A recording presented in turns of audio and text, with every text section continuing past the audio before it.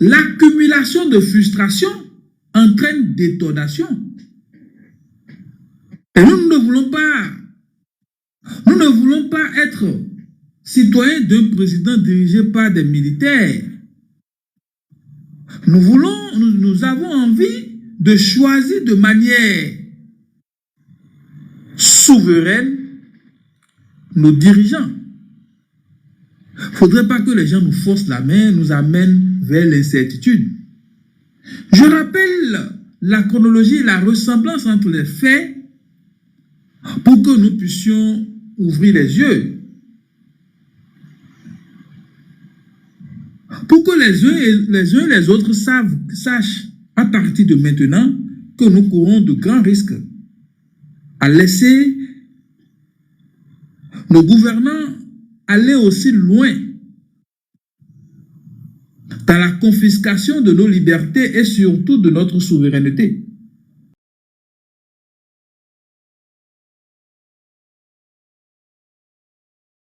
Et maintenant, quand c'est le cas, si c'est un truc révolutionnaire, il faut tout de suite sortir, il faut soutenir.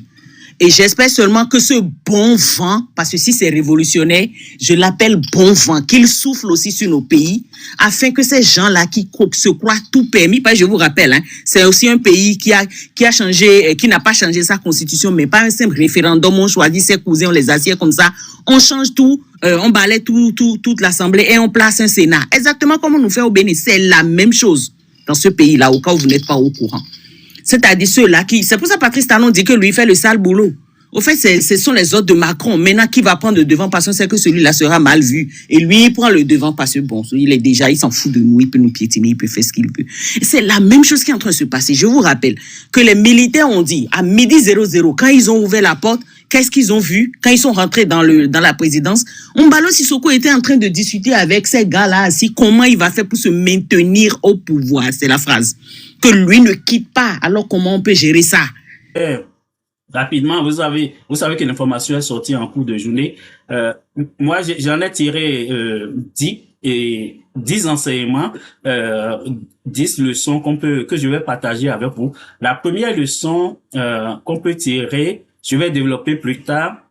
On peut verrouiller les élections, mais jamais le destin d'un peuple.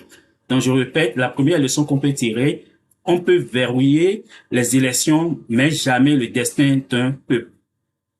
La deuxième leçon qu'on peut tirer de ce qui se passe en Guinée actuellement, en Guinée-Bissau bien sûr, l'armée n'est fidèle que jusqu'à la veille d'un coup d'État. L'armée n'est fidèle que jusqu'à la veille d'un coup d'État. Donc c'est la deuxième leçon qu'on peut tirer. La troisième leçon qu'on peut tirer de la situation en Guinée-Bissau, modifier la constitution, c'est allumer un volcan silencieux. On peut prendre en otage l'Assemblée, on peut tout faire pour modifier la constitution, mais faut pas que ces dirigeants qui le font oublient que c'est allumer un volcan silencieux. Je vais revenir sur tous ces points-là. La quatrième leçon. Bien plus tard. Est-ce que vous voyez en quelque sorte la ressemblance dans les actualités politiques, c'est-à-dire dans la chronologie des actualités politiques en Guinée-Bissau et celle au Bénin?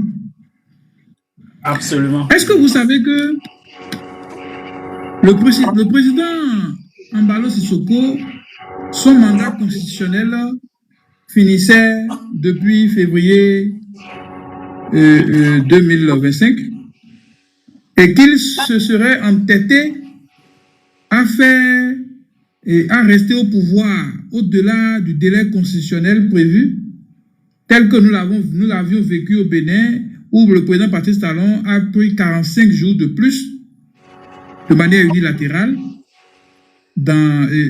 pour son mandat constitutionnel, ce que nous avions dénoncé, ce qui a coulé beaucoup d'encre dans notre pays.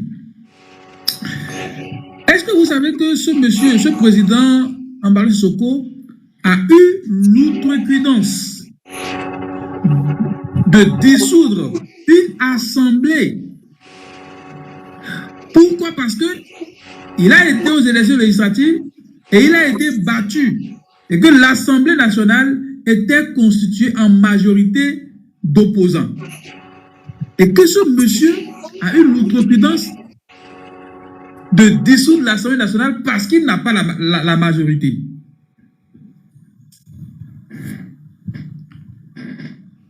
C'est pas possible. Ce monsieur a instrumentalisé la justice guinéenne, c'est-à-dire de la Cour suprême, même le Conseil national électoral est instrumentalisé par ce monsieur. Et comme cela ne suffisait pas, ce monsieur a emprisonné beaucoup d'opposants guinéens. Il a fermé beaucoup d'organes de presse. Exactement ce que nous avions reproché au régime de Patrice Talon. Et comme par hasard, au début de cette année, il y a une tentative de coup d'État contre ce monsieur. Une tentative de coup d'État qui a été avortée. Comme par hasard, nous avons connu la même chose au Bénin. En tout cas, d'ailleurs, d'après le narratif de Patrice Talon et des mouvanciers, Olivier Bokor et Oswald Omeki auraient tenté de prendre le pouvoir par la force. Alors, pourquoi il est important de rappeler la chronologie de ces faits pour voir la ressemblance? Parce que nous ne savons pas ce qui peut arriver le mercredi prochain.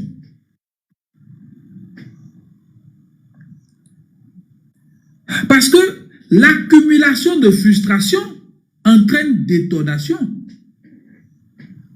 Et nous ne voulons pas être citoyens d'un président dirigé par des militaires. Nous avons envie de choisir de manière souveraine nos dirigeants. Il ne faudrait pas que les gens nous forcent la main, nous amènent vers l'incertitude. Je rappelle la chronologie et la ressemblance entre les faits pour que nous puissions ouvrir les yeux. Pour que les uns et les autres sachent à partir de maintenant que nous courons de grands risques à laisser nos gouvernants aller aussi loin dans la confiscation de nos libertés et surtout de notre souveraineté.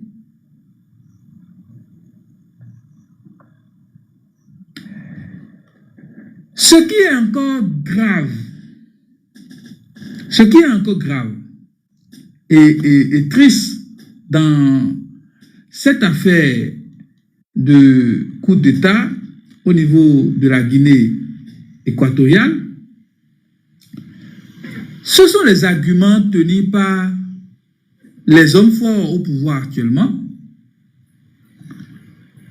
Ils s'offusquent, écoutez bien, ils s'offusquent de ce que leur pays serait devenu la plaque tournante du trafic de drogue.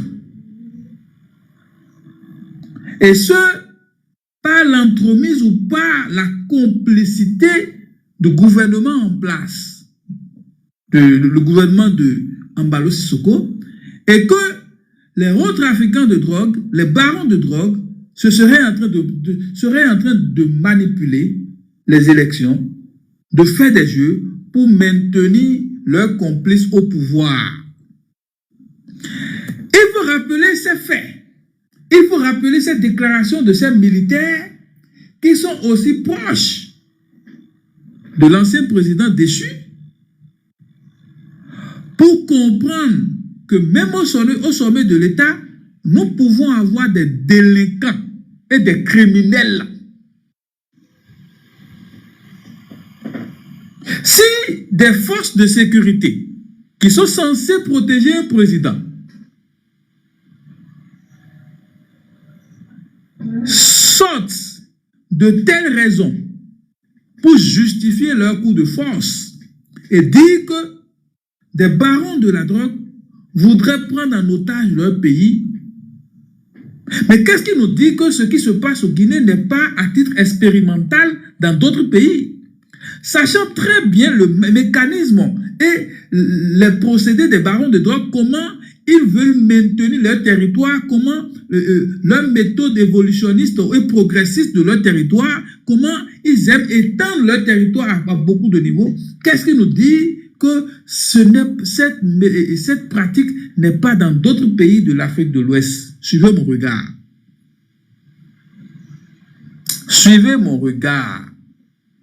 Si, au sommet de l'État, il y a des dénonciations selon lesquelles les barons de drogue pourraient contrôler tout un État en complicité avec un élément à eux maintenu au pouvoir, vous imaginez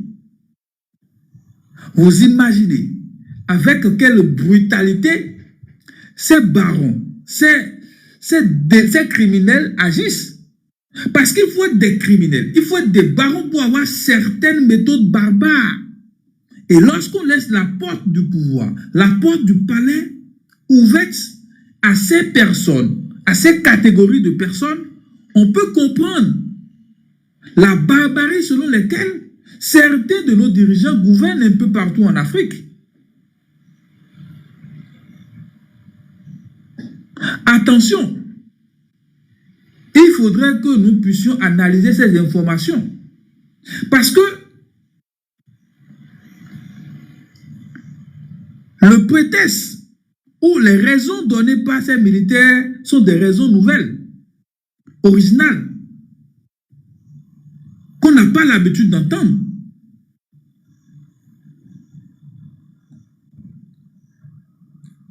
Accuser un ancien président d'être complice de ce que je viens de rappeler, c'est dangereux. C'est très dangereux même. Attention les amis. Et je demande à tous les citoyens africains de rester éveillés dans chacun de vos pays. Parce que si on peut soupçonner des barons de drogue dans un pays de l'Afrique de l'Ouest, de la CEDEAO, il y a de fortes chances, sachant le mécanisme, la technique de ces barons, qui est une technique d'étendre souvent leur pouvoir, leur territoire. Cela voudrait dire qu'il y a de fortes possibilités que ces barons aient encore des territoires un peu partout dans la sous-région. Ouvrons nos esprits, soyons attentifs, quittons les émotions, soyons républicains, soyons patriotes. La patrie avant tout. Les hommes passent, mais la patrie reste. Être patriote, ce n'est pas être clébé d'un homme. Être patriote, ce n'est pas être laudateur d'un régime. Être patriote, c'est d'abord servir la nation pour ses intérêts fondamentaux. Donc, bien Africa, voilà à peu près ce que j'ai ajouté à ma première intervention. Donc, faisons très attention. Il faut qu'on check un peu cette information selon que nous donnent les nouveaux hommes forts de la Guinée-Bissau. Donc, voilà un peu les amis, je ferme mon micro et je laisse la parole à d'autres personnes. Merci.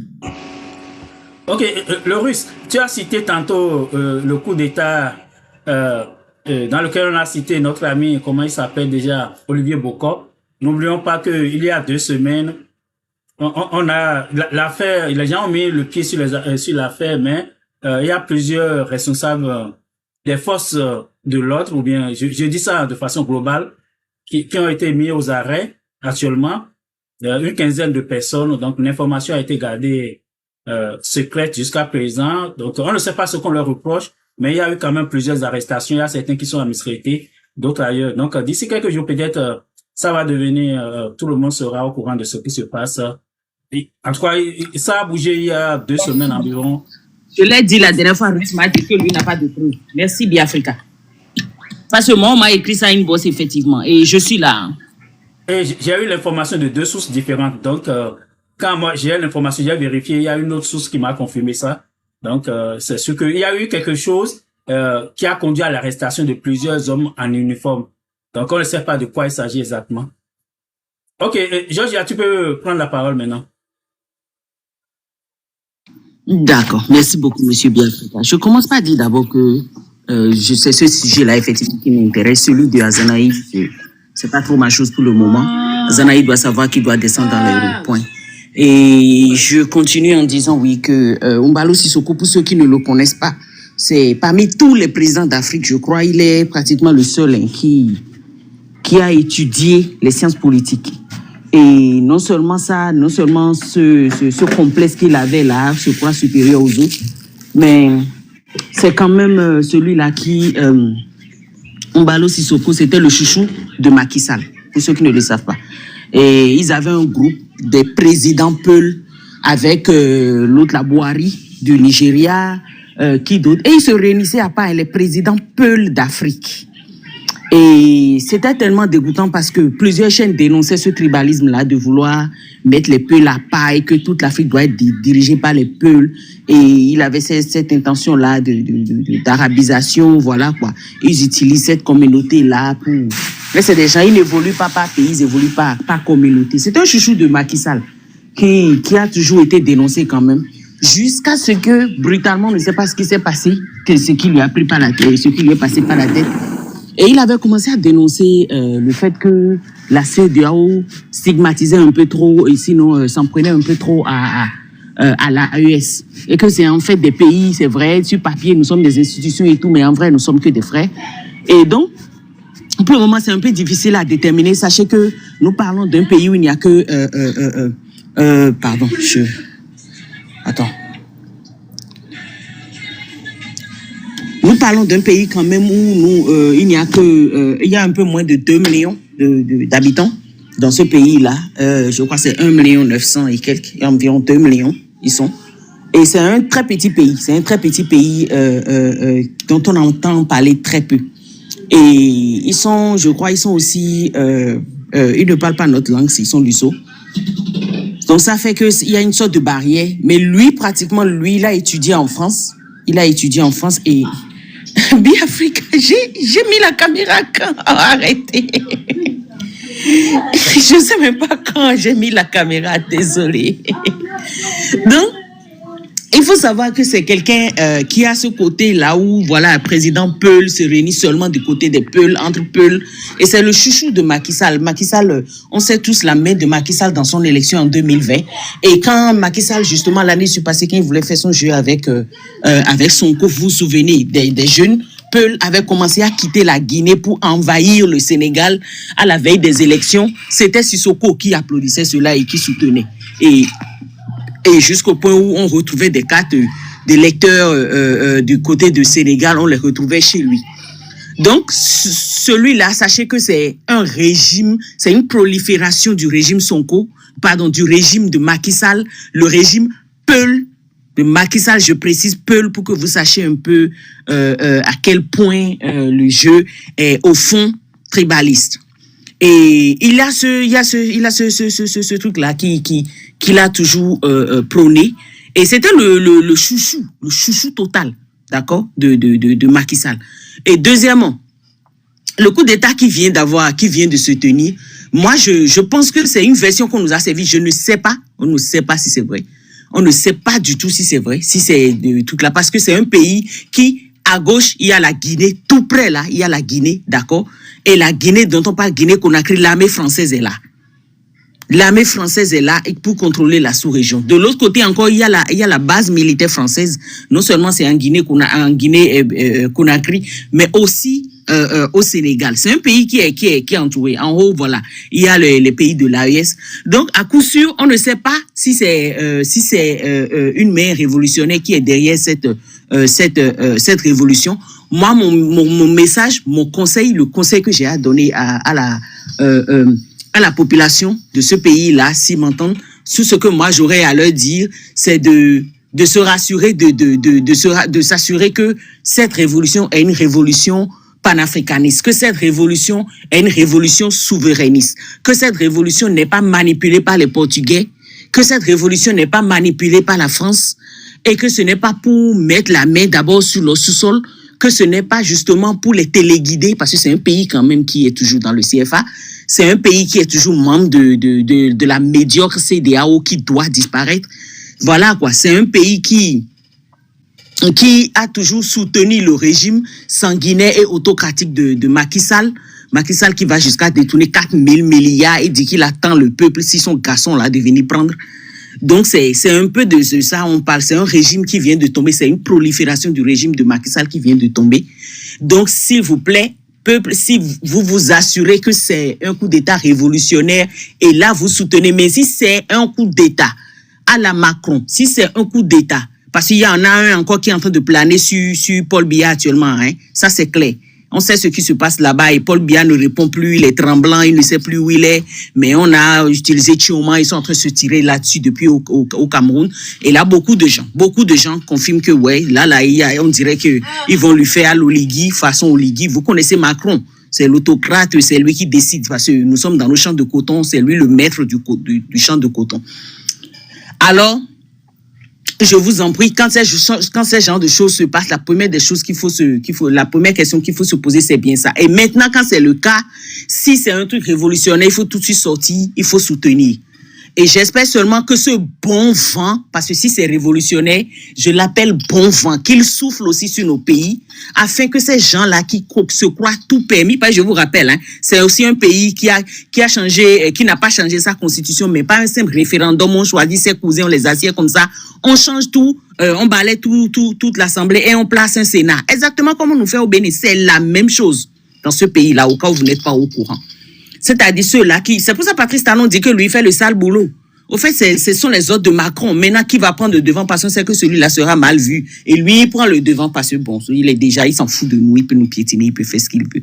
C'est la même chose qui est en train de se passer. Je vous rappelle que les militaires ont dit, à 12h00, quand ils ont ouvert la porte, qu'est-ce qu'ils ont vu? Quand ils sont rentrés dans la présidence, Ombalo Sissoko était en train de discuter avec ces gars-là assis, comment il va faire pour se maintenir au pouvoir. C'est la phrase. Que lui ne quitte pas. Alors, comment on peut gérer ça? C'est ça. Les forts, là, c'est leur phrase. Moi, je ne quitte pas. Alors, pour vous, qu'est-ce que je peux faire? Pour qu'il n'y ait plus de bruit dans le pays, pour qu'il n'y ait plus de grincements dedans. Et c'est comme ça. Je vous rappelle aussi que c'est un pays qui, pratiquement, à chaque fois, entre 8 et 12 ans, c'est-à-dire, c'est chaque 8 ou 12 ans, il y a un coup d'État. Depuis 1960. Depuis 1960, ce pays-là, chaque fois, après 1960, on compte 8 ou 12 ans, paf, quelqu'un est tombé. On fait une transition, blablabla, on remet président. À 8 ou 12 ans, paf, il y a un autre encore. C'est comme ça jusqu'à aujourd'hui. Ombalo, c'est pratiquement le seul qui a fait, je crois, 13 ans. Ils ont même été trop patients avec lui. Donc, je pense que oui, les militaires ont été courageux. Oui, il fallait, quand le peuple est opprimé, piétiné par un président dictateur, autocrate et tribaliste. Voilà, parce que chez nous, on nous dit aujourd'hui que le pouvoir ne doit plus aller au nord. Ne l'oubliez pas. Quand c'est comme ça, des militaires, c'est leur responsabilité de redonner la dignité au peuple. C'est pas moi qui le dis, c'est Jerry Rawlings qui le dit. Ainsi donc, je pense que les militaires béninois ont ce devoir-là. Je ne sais pas, mais je ne suis pas sûr que Baguidi est assez courageux pour le faire. Je pense que c'est un lâche, à moins qu'il me défie. Parce que moi, je pense sincèrement que quand on nous piétine à ce point, on ne consulte pas le peuple, un référendum qui n'en est pas un. Je vous rappelle aussi que Biya, lui, il a fait un référendum, même une assise nationale. L'an 2000, il est allé en France et il dit clairement, je suis venu faire le point à Macron. C'est ça, au fait. C'est ce qui s'est passé en 90 chez nous aussi au Bénin. Donc, c'est un système, je suis en train de décrire ici un système néocolonialiste qui nous maintient exactement comme au temps de l'esclavage. Qu'on est en train de combattre ici. Voilà. Et que des frères, d'accord, des frères de la Guinée-Bissau sont en train de combattre. Donc, si c'est révolutionnaire, c'est à soutenir, c'est à applaudir et on voudrait que ce bon vent-là souffle sur toute l'Afrique. Toute l'Afrique, n'importe où que ce soit en Égypte, que ce soit en Algérie, Tebboune, même il mérite bien dans ces narines-là.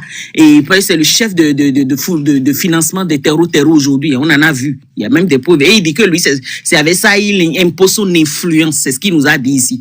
Je vous parle des gens qui prennent des couteaux, qui jarrent des humains, qui brûlent et tout. C'est ce qu'ils font à nos frères militaires. Et les militaires, si vous ne pensez pas à ça, sachez-le, vous allez mourir tour à tour. C'est l'un ou l'autre. C'est des gens, ils n'ont pas pitié de nous.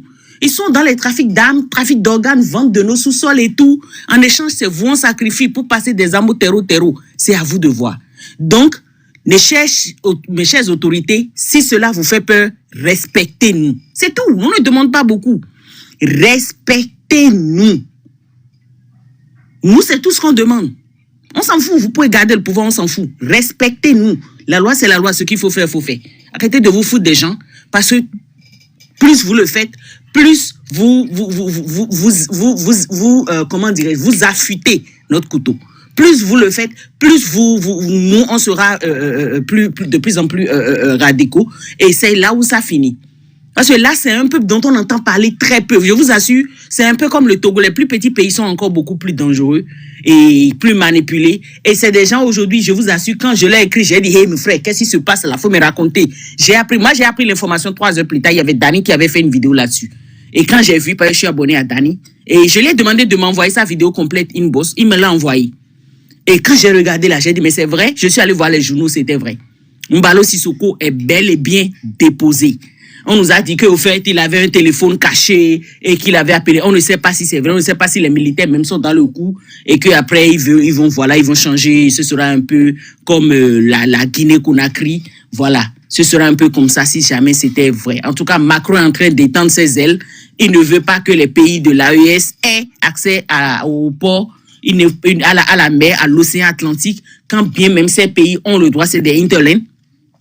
Donc, on se demande s'il n'a pas renversé cet homme parce qu'il avait commencé quand même à critiquer la CEDEAO, s'il les a même renvoyés. Mais de l'autre côté, il a beaucoup fait, il a assez fait et c'est exactement ce que Patrice Talon est en train de faire au Bénin aujourd'hui. C'est exactement ce que Faure est en train de faire au Togo. C'est exactement ce que Ouattara est en train de faire en Côte d'Ivoire. Ce sont les ordres de Macron que ces gens respectent à la lettre et leur place est auprès de Bazoum, leur place est auprès de Sissoko. Que ce bon vent souffle sur toute l'Afrique. Merci, monsieur Biafrika. Rapidement, vous savez que l'information est sortie en cours de journée. Moi, j'en ai tiré 10 enseignements, 10 leçons que je vais partager avec vous. La première leçon qu'on peut tirer, je vais développer plus tard. On peut verrouiller les élections, mais jamais le destin d'un peuple. Donc, je répète, la première leçon qu'on peut tirer, on peut verrouiller les élections, mais jamais le destin d'un peuple. La deuxième leçon qu'on peut tirer de ce qui se passe en Guinée actuellement, en Guinée-Bissau bien sûr, l'armée n'est fidèle que jusqu'à la veille d'un coup d'État. L'armée n'est fidèle que jusqu'à la veille d'un coup d'État. Donc, c'est la deuxième leçon qu'on peut tirer. La troisième leçon qu'on peut tirer de la situation en Guinée-Bissau, modifier la constitution, c'est allumer un volcan silencieux. On peut prendre en otage l'Assemblée, on peut tout faire pour modifier la constitution, mais faut pas que ces dirigeants qui le font oublient que c'est allumer un volcan silencieux. Je vais revenir sur tous ces points-là. La quatrième leçon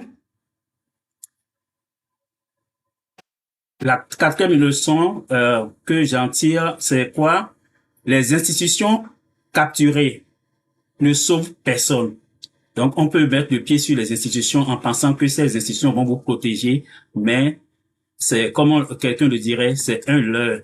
Donc, les institutions capturées ne sauvent personne. La cinquième leçon, il faut apprendre du fait qu'aujourd'hui, la nouvelle génération africaine n'est plus manipulable. On n'est plus dans les années 1960, les années 70, où les messages l'information est embrigadée, d'accord? Donc aujourd'hui, c'est difficile de manipuler la nouvelle génération. C'est pas parce que les gens sont silencieux qu'ils ne sont pas au courant de ce qui se passe.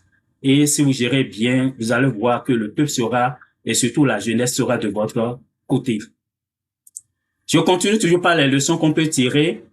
On a appris au cours des dernières années que les alliances étrangères, parce que souvent ces dirigeants qui s'égarent dans l'histoire pensent souvent que la France, les États-Unis, les pays avec qui ils ont de bonnes relations, ces pays viendront en dernier recours les protéger, mais ça ne fonctionne pas toujours comme ça. Donc les alliances étrangères ne protègent plus personne parce que ces pays aussi ont leur réalité chez eux. Donc c'est pas toujours facile pour que ces pays viennent s'ingérer dans nos affaires africaines. Autre leçon qu'on peut tirer de la situation, aucun pays n'est trop calme pour exploser. Parce que souvent de l'extérieur, on voit que tout est calme, tout va bien, rien ne se passera. Il y a quelqu'un qui est au bord de l'océan Atlantique qui passe son temps à dire rien ne se passera. D'accord? Rien ne se passera. C'est pas qu'on souhaite que quelque chose se passe, mais il est de notre devoir en tant que citoyen de rappeler à ceux qui ignorent l'histoire contemporaine de l'Afrique de faire attention parce que on ne connaît pas l'heure, on ne connaît pas la seconde où ça peut arriver. Donc la seule façon de gérer un pays dans la tranquillité, dans la quiétude, c'est la justice et l'égalité. Qu'on donne la chance à tout le monde. Ce qui est du droit de quelqu'un, il faut lui retourner ses droits. Il ne suffit pas d'accaparer toutes les institutions pour dire que on gouverne. C'est pas parce que l'armée est en silence, les citoyens sont en silence qu'on pense que le pays est vraiment calme. Donc, c'est une autre leçon qu'on peut tirer de la situation aujourd'hui en Guinée-Bissau. Et pour finir, en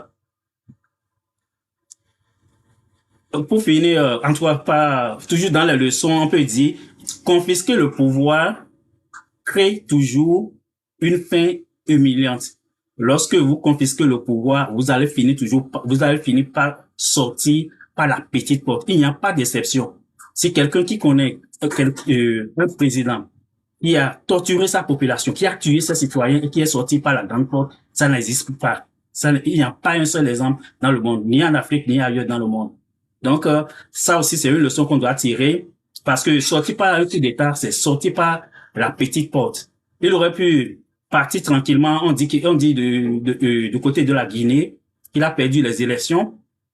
Il aurait pu reconnaître sa victoire, partir tranquillement. Il a eu la chance de gérer son pays. C'est déjà, ce n'est pas rien. Donc, il aurait pu sortir tranquillement. Malheureusement, il va peut-être finir des mois en prison, en isolement peut-être, et ce serait dommage. Il aurait choisi, comme on l'aurait dit. Donc, pour toujours dans les leçons, il n'y a qu'une seule voie pour une stabilité durable, le respect des règles. Et puis moi, j'allais ajouter le respect des règles pour tous. On parle des élections justes et équitables. Donc, il faut que les élections soient inclusives pour que tous ceux qui ont le droit légitime d'aller aux élections puissent y participer. Donc voilà, moi j'ai rappelé ces 10 leçons qu'on peut tirer rapidement de cette situation en Guinée-Bissau avant de revenir sur la sortie de Candice Dazanaï. Mais je vais quand même passer rapidement sur chacune de ces leçons-là, les enseignements que moi j'en tire, et puis après, quand je vais prendre les gens sur le panel, vous pouvez donner aussi votre point de vue. Donc, j'avais la première leçon, c'était on peut verrouiller les élections, mais jamais le destin d'un peuple. On a remarqué les candidats Dazanaï, parlons de la Guinée. Oui, le russe. Oui, on va parler des deux, mais oui, on va parler des deux. Il n'y a pas de souci. Il n'y a pas de souci, le russe. Donc, je suis en train de parler d'ailleurs de la Guinée-Bissau. Quelles sont les leçons qu'on peut tirer de ce côté-là? Moi, j'ai pris plusieurs notes là, et puis que j'essaie de partager avec les amis qui sont avec nous.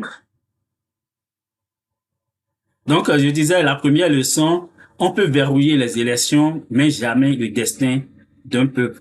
On a remarqué au cours des décennies, depuis l'indépendance, les petits dictateurs africains pensent toujours que parce qu'ils contrôlent la Cour constitutionnelle, la Sénat ou la Commission électorale de façon plus générale, le Parlement, les médias et les préfets, Oui, parce qu'ils contrôlent toutes ces institutions-là. C'est comme un laisser-passer pour eux pour l'éternité. Ils peuvent faire le tout et le contraire de tout avec leur peuple. On voit les conditions calamiteuses dans lesquelles la révision constitutionnelle a été opérée le 14 au 15 novembre dernier à l'Assemblée nationale, ou dans une opacité sidérante. Donc, ces gens-là, c'est comme s'ils ne lisent même pas l'histoire de notre continent. On a déjà vécu ces choses-là, pas une seule fois, où les dirigeants se sont égarés dans l'histoire et pensent qu'il suffit de contrôler les institutions pour tuer les populations, pour écraser tout le monde. Mais ça ne fonctionne pas toujours. Ça fonctionne, oui, pour un temps. Oui, d'ailleurs, Objectif Marina, il n'y a pas eu révision constitutionnelle, absolument. Parce que ce qui s'est passé, c'est une insulte pour l'intelligence de nous, les Béninois. Candidats Zanaï parle même d'ailleurs qu'on a introduit, on a écrit cette constitution comme si nous sommes tous des ignorants au Bénin. Ce qu'on a mis dans cette constitution-là, c'est comme si on n'a plus personne au Bénin qui maîtrise ce sujet-là. On est allé déposer un professeur de droit constitutionnel célèbre qui est reconnu au-delà de nos frontières en prison pour confier la rédaction de la Constitution à un animateur de sketch. Et c'est ça que ça donne. C'est des contradictions qu'on a aujourd'hui dans notre Constitution. Donc, pour rappeler ces faits-là, qui ne suivent pas de verrouiller les institutions, on peut rappeler Alpha Condé. Il a manipulé, il a forcé un troisième mandat, il a fini par un coup d'État. Ali Bongo, il a beau crier, make noise. Nous, on l'a aidé, on a crié, on a fait effectivement du bruit, mais ça n'a pas suffi. Aujourd'hui, il est en exil. On lui aurait rappelé de quitter le pouvoir à un moment donné où, malheureusement, il n'a pas choisi la santé, il n'a pas choisi, il aurait pu quitter le pouvoir à un moment donné. On peut parler de IBK, on peut parler encore plus près de nous, il y a à peine 2 ans, ou bien Bazoum, des conditions dans lesquelles Bazoum a été déposé. Et maintenant, on parle de Ambalo en Guinée-Bissau. Donc, il faut que les gens commencent à apprendre de notre histoire, de l'histoire contemporaine de l'Afrique, de tout ce qu'on a vécu, de tout ce que les peuples, nos peuples, en tant que compatriotes africains, de tout ce qu'on vit pour aller de l'avant. Il ne suffit pas de capturer, de manipuler les institutions avec l'argent sale. Et la plupart du temps, cet argent-là, est pris dans les caisses de l'argent du contribuable qu'on prend pour corrompre encore les institutions, pour pouvoir se maintenir au pouvoir contre tout le monde. Deuxième élément, deuxième leçon qu'on peut tirer, on pense, ces dirigeants-là, qui s'égarent dans l'histoire, pensent toujours que l'armée est de leur côté. Et je l'ai dit, l'armée n'est fidèle que jusqu'à la veille d'un coup d'État. Donc, tant que l'armée n'a pas réagi, ils vont toujours, dans leur ignorance, dans leur cupidité, ils vont toujours penser que l'armée est toujours de leur côté. Il faut poser, j'ai cité quelques exemples, j'ai cité Alpha Condé tantôt. Celui qui l'a renversé était, si on va choisir le plus fidèle des Guinéens, et on peut le citer, celui qui l'a renversé. La même chose au Gabon, celui qui a déposé Ali Bongo, c'est quelqu'un de la maison. C'est pour ça d'ailleurs quelqu'un parlait de révolution du palais en son temps. Donc, l'armée, on peut toujours penser que oui, parce que l'armée est silencieuse, l'armée est de notre côté, mais c'est une faute très grave. Il faut tirer le son, de ce qui se passe autour de nous pour avancer. Donc, pensant que l'armée est leur dernier rempart, aujourd'hui, poser la question à Ambalo en Guinée, il vous dira totalement le contraire. Donc, ces gens-là aussi, n'oublions pas que l'armée, ce sont des compatriotes qui, dans une certaine mesure, vivent les mêmes situations que nous, que les citoyens, que les civils. Et même si ils sont, la plupart les membres de l'armée sont dans la plupart du temps dans une certaine réserve, mais quand l'occasion se présente, c'est les gens qui n'hésitent pas à remettre de l'ordre, parce que les injustices, tout le monde les voit. Les injustices dans le pays, tout le monde le voit. Lorsque dans un pays, toujours c'est les mêmes personnes qui ne peuvent pas constituer leur dossier pour aller aux élections, c'est toujours les mêmes personnes que les institutions éliminent pour les élections. ces frustrations-là sont connues de tous. Ces frustrations sont connues des citoyens, sont connues des membres de l'armée, sont connues du clergé, sont connues des religieux, ces frustrations sont connues de tous. Et il faut faire attention avec ça. Il faut créer les conditions pour un pays qui est soudé, où chacun puisse bénéficier de ce qui lui est. On laisse en réalité la possibilité au peuple de choisir ses dirigeants et non de s'accaparer de tout, de s'accaparer des institutions et de fermer la porte à des élections libres et transparentes. Et autre chose qu'on peut tirer comme leçon, tripatouiller la Constitution, comme ça se fait au Bénin actuellement, depuis que Talon est là, ça fait la 5e fois qu'il a essayé de réviser la Constitution en 10 ans, alors que c'est la Constitution de 1990 a résisté au temps pendant 30 ans. Donc lui, en 5 ans, il a essayé de réviser cette même Constitution-là 5 fois. Cela veut dire que les objectifs cachés derrière chaque initiative ne sont pas dans l'intérêt du peuple donné. On change la Constitution pour régler des problèmes ponctuels, des problèmes individuels.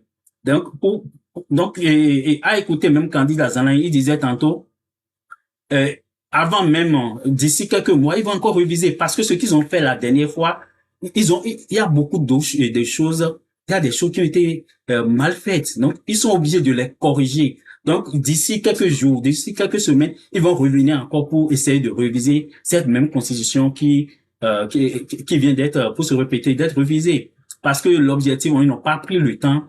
Ils n'ont pas pris le temps de le faire. Ils n'ont pas demandé aux gens qui sont compétents. Parce que je l'avais dit dans un autre live ici que si le projet, cette initiative était dans l'intérêt du peuple, comment ne pas associer? On a quand même 2 présidents, 2 anciens ou même 3 anciens présidents de la Cour constitutionnelle qui sont là. On a le maître Robert Dossou qui est là. On a le professeur Olo qui est là. On a madame Pognon, même si on sait que peut-être l'âge, elle est beaucoup plus retirée depuis quelques années. Mais on a quand même ces personnalités qui sont là, qu'on aurait pu mettre ensemble dans une commission pour cette révision-là. Mais on ne peut pas confier la révision de la Constitution du Bénin à un organisateur de spectacle. Donc, c'est à un artiste pour rédiger. On ne peut pas, chacun à son métier. Chacun à son métier. Lorsqu'on s'enferme avec des analphabètes d'un métier pour pouvoir faire quelque chose, c'est ça que ça donne. C'est des incongruités comme ce qu'on a aujourd'hui. Cette constitution-là ne peut tenir, ne va pas tenir 2 mois, 3 mois. Ils seront obligés de revenir en arrière pour pouvoir changer encore des choses. Encore qu'aujourd'hui, les démocrates disent encore le format ou bien la version qui a été présentée à l'Assemblée, c'est pas ça qui a été voté. Donc, entre ce que la première étape où on parle de la recevabilité, ce qu'on leur a présenté et ce qui a été obtenu, en tout cas voté, le vote final, c'est pas les deux, il n'y a même pas les mêmes choses. Donc pourquoi ces gens-là, ils ne se cachent pas pour tricher? N'oublions pas qu'en 2014 déjà, le code électoral qui a été voté à l'Assemblée, ce n'est pas la même version qui a été transmise, la version qui a été transmise à la Cour constitutionnelle, elle était totalement différente de ce qui a été voté à l'Assemblée nationale. Comment on peut, ouvertement, des pères et mères de famille peuvent tricher ouvertement comme ça, sans vergogne, et ça ne dit rien à personne? Comment on peut essayer, est-ce qu'on peut construire le Bénin de demain avec des gens sans foi ni une loi, qui ne respectent rien, et ils ne se cachent même pas d'être immoral? Donc c'est ça qui est triste aujourd'hui par rapport à la situation du Bénin. Donc, juste ce point-là, modifier la Constitution, c'est un volcan silencieux, parce que c'est une tricherie. C'est quand vous le faites comme ça, comme vous le faites aujourd'hui, comme ça a été fait à l'Assemblée, même si les démocrates, même s'ils n'ont pas les moyens de se défendre aujourd'hui, mais c'est la porte ouverte à tout.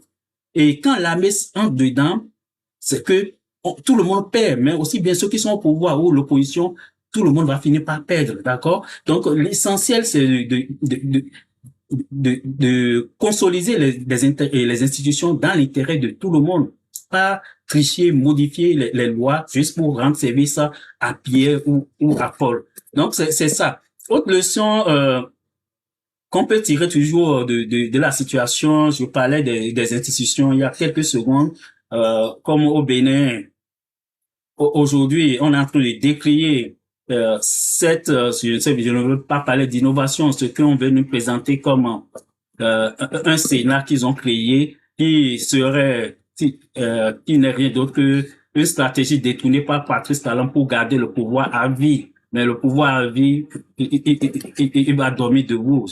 Là, moi, je le préviens, il va dormir debout.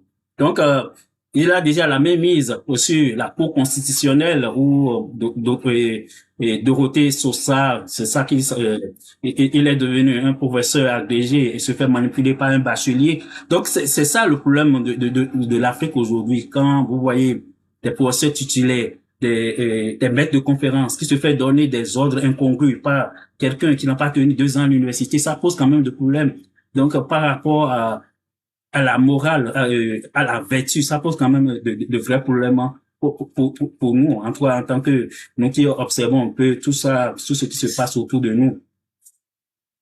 Donc tout cela, toutes ces institutions que le président guinéen a manipulé, de Guinée-Bissau, bien sûr, pour pouvoir confisquer le pouvoir aujourd'hui, tout ça là a été balayé. Ça n'a pas, en une heure déjà, tout ça là a été balayé, a été jeté à l'eau, et puis tout est à reconstruire dans ce pays-là. Et c'est quand même triste de voir que des gens qui sont arrivés parfois démocratiquement au pouvoir arrivent au pouvoir et pensent que la démocratie est une mauvaise chose. Vous avez utilisé l'ascenseur de la démocratie pour arriver au pouvoir, et subitement vous arrivez au pouvoir et puis vous voulez tout faire pour pouvoir détruire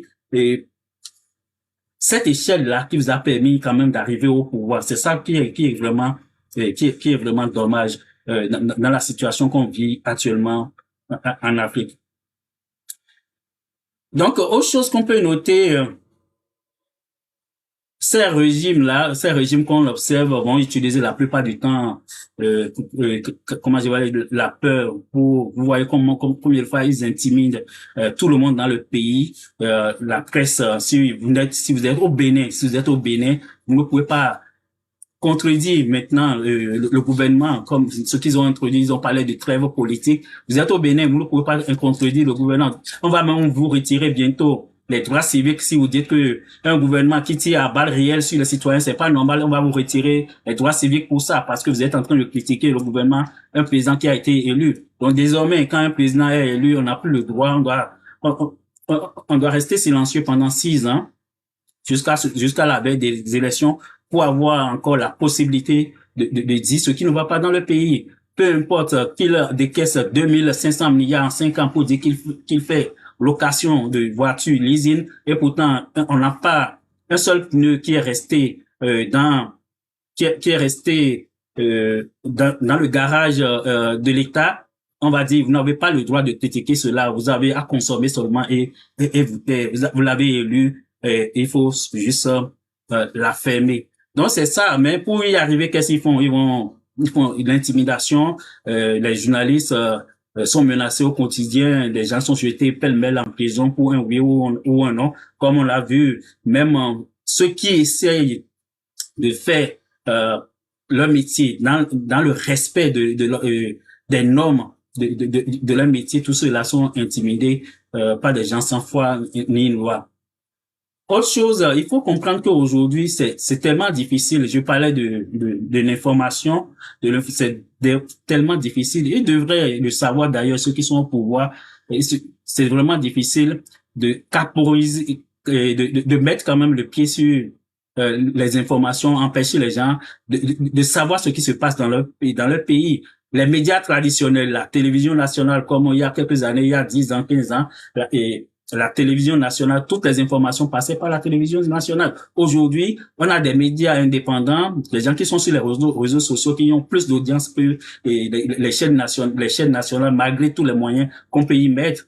Donc aujourd'hui, c'est un leurre que de penser qu'on peut empêcher les citoyens de s'exprimer. Et aujourd'hui, quelqu'un peut être en Chine, en Inde ou bien au Pakistan et parler du Bénin et faire passer son information, ce qu'il pense du Bénin, par le net. Et il ne peut pas contrôler ça. Donc, chercher de façon désespérée à empêcher les citoyens de parler de leur pays, c'est comme si on n'est pas entré dans l'histoire. On est toujours au XVIIe siècle ou bien au 15e siècle. On a dépassé ce niveau-là parce que les gens, avec les ressources qui sont à notre disposition, qui sont à la disposition des jeunes aujourd'hui, les gens vont continuer à s'exprimer, à dire ce qu'ils pensent de leur pays. Peu importe tous les moyens que vous allez mettre en place, vous ne pouvez jamais arrêter ce vent qui souffle un peu partout aux quatre coins de l'Afrique. Et aujourd'hui, il y a certains aussi dirigeants qui pensent qu'il suffit de signer des alliances avec la France, les États-Unis, et puis si demain il y a un coup d'État, les États-Unis viendront en rescousse pour les protéger. Ça aussi, c'est se tromper royalement, parce que ces pays-là ne sont pas des républiques bananières comme on voit en Afrique. Et engager l'armée, leur armée dans une guerre à l'extérieur, ça passe quand même par un certain filtre avant que la décision soit prise. Donc, c'est pas si facile pour un président français ou américain de se lever du jour au lendemain et dire qu'il veut engager des troupes, parce qu'il engage des troupes. Si jamais il y a des morts, c'est qu'il risque d'en répondre. Donc, il faut qu'il ait quand même le quitus d'un certain nombre d'institutions de son pays avant d'aller sur ce terrain-là. Donc, pour aller vers la conclusion de ces commentaires par rapport à la situation en Guinée, et donc pensez toujours, quand on pense parce que le peuple est silencieux, tout le monde est silencieux, les gens ne disent rien, que c'est synonyme de l'acceptation de ce qui se passe, c'est quand même ça aussi, c'est vraiment faux, c'est vraiment faux de réfléchir dans ce sens. Les gens ne pensent pas, ne disent rien parce que peut-être pour le moment, ils n'ont pas encore les moyens de se défendre, ils n'ont pas encore les moyens d'exprimer leur point de vue. Quelque part, sur l'île de Madagascar, ça a pris combien? 2 semaines pour chasser le président. Et au Népal aussi, ça n'a pas pris 1 semaine pour chasser le président. Et ça explose, et puis quand ça explose, la personne ne peut, ni les chars, ni l'armée ne peut même arrêter quand ça explose. Et ça, on ne le souhaite pas toujours. C'est pour ça on est comme quelque part les lanceurs d'alerte pour attirer l'attention des gens qui ont encore la chance de ne pas tomber dans ce piège-là, dans ce piège qui conduit à ce qu'on voit actuellement en Guinée-Bissau. Le Niger, avant le coup d'État de Tiani au Niger, le pays était stable. Personne ne pensera qu'il y aura un coup d'État. Et puis, au Gabon aussi, la même chose. Dans une certaine mesure, Ali Bongo avait triché encore une fois pour confisquer le pouvoir à l'issue d'une élection. Et puis, du jour au lendemain, on a appris. Donc, la situation, l'apparence peut être, l'apparence peut être vraiment trompeuse dans ces cas-là. Penser que tout va bien, il faut vraiment faire attention, parce que les gens sont silencieux, les syndicats sont en silence, que c'est pas synonyme du fait que le pays fonctionne bien. Et en réalité, lorsqu'on confisque le pouvoir dans une certaine mesure, dans tous les cas, en tout cas ce qu'on a connu, on sort toujours par la petite porte.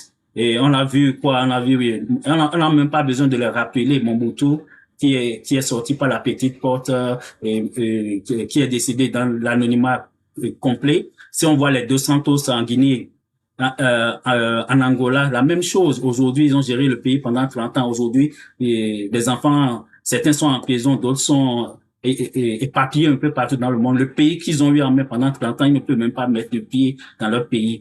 Donc, on a des cas, quand on a plusieurs exemples qu'on peut citer. Alpha Condé, on l'a vu flâner en Turquie. Quand même, il a géré un pays. Donc, il y a des choses, ça devrait attirer l'attention des uns et des autres sur ces réalités-là, pour qu'on ne commette pas les mêmes fautes. Mais malheureusement, les gens, ils pensent que ils ont quelques amis dans l'armée, et puis ça va suffire pour les protéger pour l'éternité.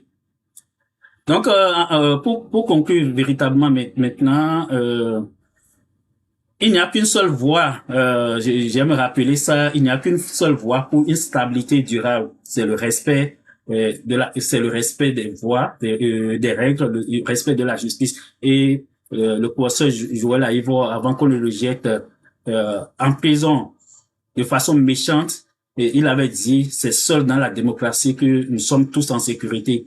Dans l'injustice, personne n'est en sécurité. Du jour au lendemain, tu peux te retrouver, tu peux être président le lendemain matin, tu vas te retrouver comme un prisonnier, malheureusement, parce que dans l'injustice, c'est que c'est l'anarchie. L'anarchie, si vous imposez l'anarchie un jour, vous aurez une force qui est plus forte que vous, ce que vous avez, et les gens vont vous déposer du jour comme un mouton sale. On va vous jeter à l'arrière-cour de la maison comme un mouton très sale.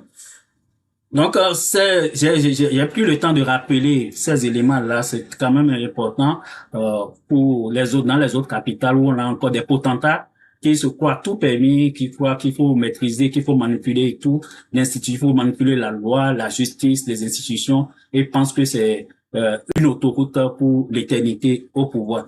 Donc voilà le premier élément que je voulais partager avec vous concernant le coup d'État en Guinée-Bissau. Donc on va sur l'information, on va sur la situation de près. Donc dès maintenant,